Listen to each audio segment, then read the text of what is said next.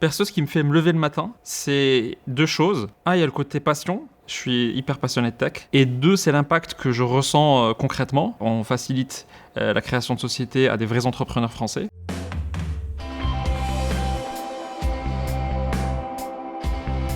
Mon travail quotidien chez LegalPlay, c'est de faire de la technologie pour automatiser, pour simplifier la création de sociétés. On a 12% des créateurs tous les mois de sociétés en France qui passent par notre plateforme. Et on sait que grâce à ce qu'on a créé, ça leur permet de lancer leur boîte beaucoup plus facilement. Pour certains même, ça leur permet de lancer une boîte qu'ils n'allaient pas lancer si on n'existait pas. Pour moi, entreprendre, ça reste toujours créer, prendre des risques, à un moment donné sauter dans le vide, et puis y aller.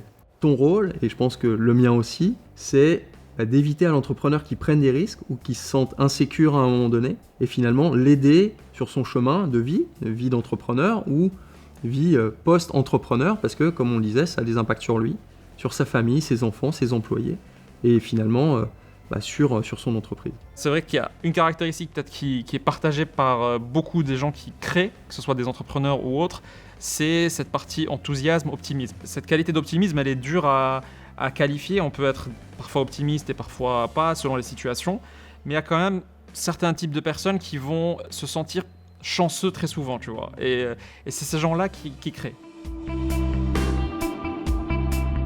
Il y a déjà 2 ans et quelques qu'on a lancé notre première équipe IA. Au fur et à mesure qu'on construit la confiance avec nos agents qu'on a développés, on arrive à enlever cette supervision. Donc la prochaine étape, c'est que les 80% qui passent sans interaction humaine passent aussi sans supervision. Ça serait une première. Et le seuil qu'on doit atteindre, c'est le seuil d'erreur qui doit être inférieur à un seuil d'erreur humain, parce que même les humains font des erreurs. La place de l'humain dans tout ça va évoluer. C'est-à-dire que, curieusement, on a continué à recruter autant qu'avant, parce que cette force humaine, on l'a replacée sur la relation. Je suis 100% aligné avec toi sur le rôle de l'IA. Évidemment, c'est un vrai game changer, mais comme l'a été certainement la calculette ou l'ordinateur en leur temps, avec un impact peut-être bodybuildé, mais c'est le même impact. Donc il faut embrasser ce changement-là, et ça va permettre aux gens, et ça permet déjà aux gens de se focaliser sur des tâches à plus forte valeur ajoutée et d'apporter plus de valeur aux clients.